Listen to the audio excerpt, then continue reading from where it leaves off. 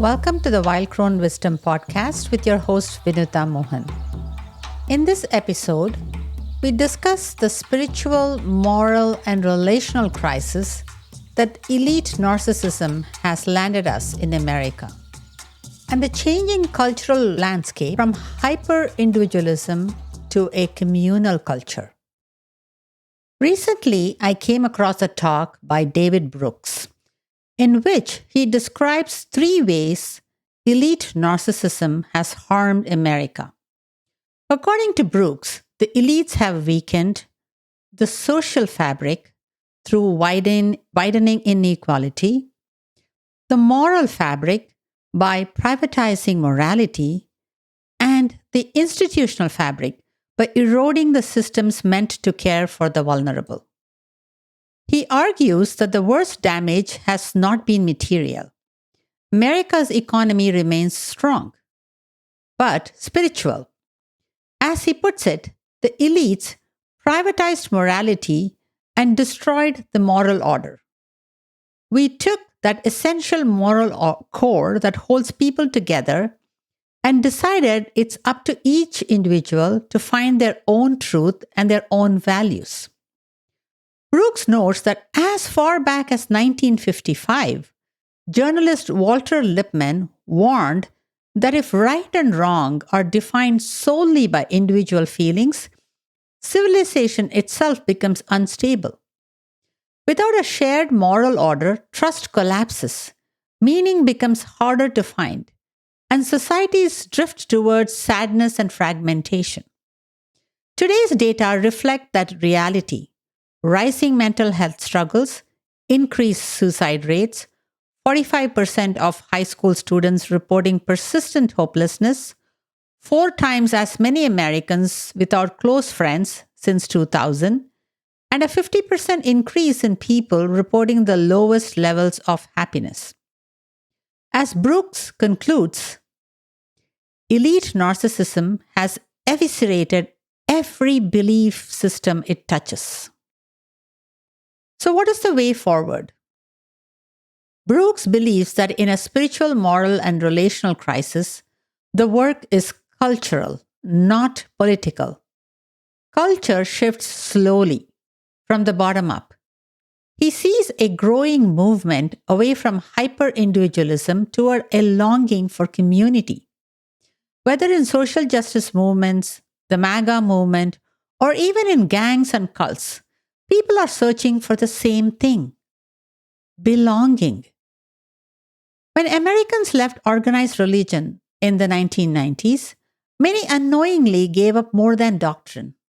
They lost a sense of spiritual grounding in a community that supported them through life's trials. Loneliness surged, and with it came mental health crises and the downstream consequences of social isolation. Brooks writes, cultural change is a shifting of the heart. It's about providing new answers to the question, how should I live my life?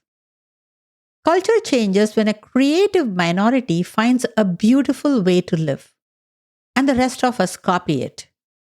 It changes when we relate to each other with an attentive and generous gaze. It changes spiritually when moral formation is placed at the center of society, observes David Brooks astutely. His observations deeply resonate with what I have witnessed in my own community and in my clients. Over the past decade, I have devoted myself to creating small circles where people experience belonging, vulnerability, shared purpose, and authentic empowerment. I have seen again and again the extraordinary healing that unfolds in a sincere community. These experiences have made something clear.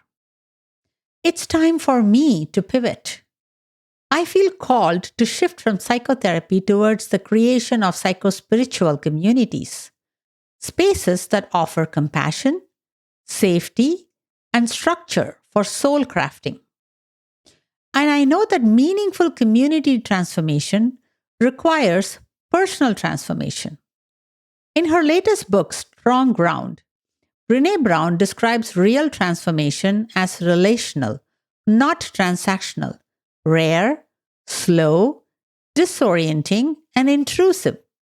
She argues that transformation begins with a rigorous examination of the systems and patterns that no longer serve our evolving vision. She uses a powerful metaphor, the darkness of the tomb, where the old self dies, and the darkness of the womb, where something new is forming. Transformation requires soul strength to navigate the uncertainty of this in between space. It demands rest, spaciousness, and discernment so that what is essential in us is not lost along the way. In this moment of wider spiritual, moral, and cultural crisis, I have chosen to invest my energy in what David Brooks calls defiant humanism. It is the belief that even in harsh times, we are called to see one another in the fullest, deepest, most dignified way possible, exactly as God intended us to be seen.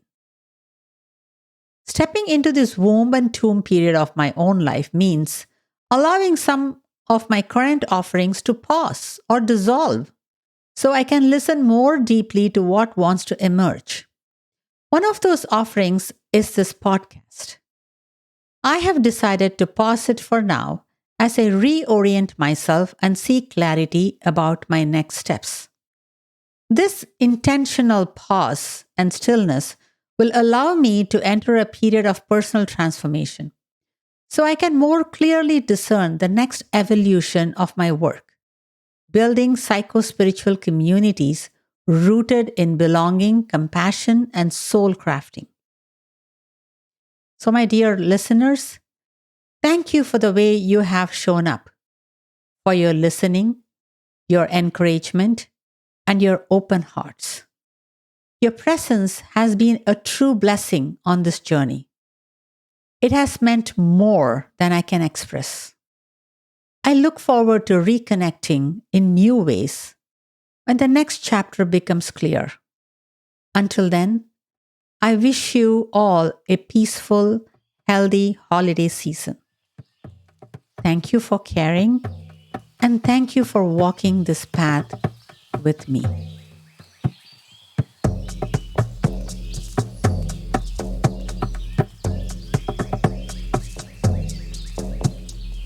Thanks for listening to this episode of the Wild Crone Wisdom with your host Vinutha Mohan. I'm a licensed marriage and family therapist from the Bay Area, California, specializing in trauma and attachment repair. I'm also a certified EMDR specialist and a certified shamanic practitioner. In this podcast series, we delve into the journey of our spiritual essence having a human experience.